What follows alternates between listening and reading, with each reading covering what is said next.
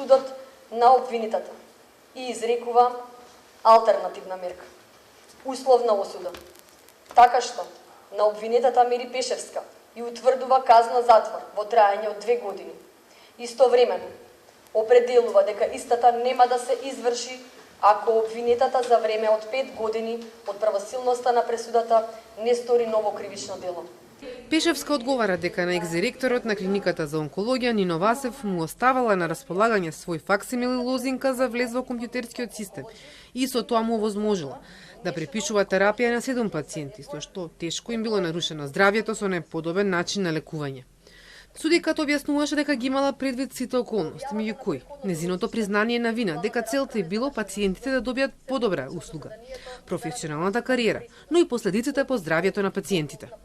Токму ваквите действија на обвинетата, а се состојат во небрежно ставање на располагање, свој факсимил и свој корисничко име и лозинка од ХИС системот на клиниката и тоа на друг доктор, онколог и радиотерапевт, како начин на извршување на небрежното кривично дело, судот го цени исто така како олеснителна околност.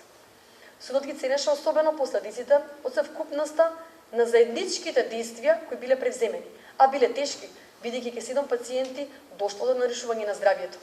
А обвинетата, како доктор-специјалист, имала зголемена должност на грижа, внимание и одговорност, особено во чувствителна медицинска област, како што е ова. За делото од тешки дела против здравјето на луѓето, законот предвидува казна затвор од 3 месеци до 3 години. Судиката рече дека очекува самата закана од затворска казна да делува превентивно.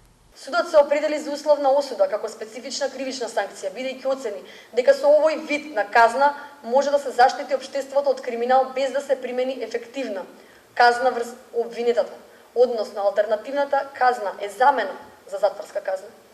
Условната казна не представува избегнување за казнување, туку е определена затоа што судот оцени дека незината примена може да се оствари, со незината примена може да се оствари целта на казнувањето.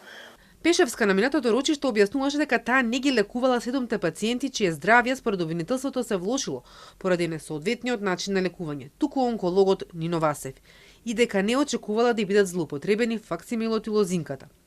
Судењето за несовесно лекување продолжува против Васев и уште други двајца онколози.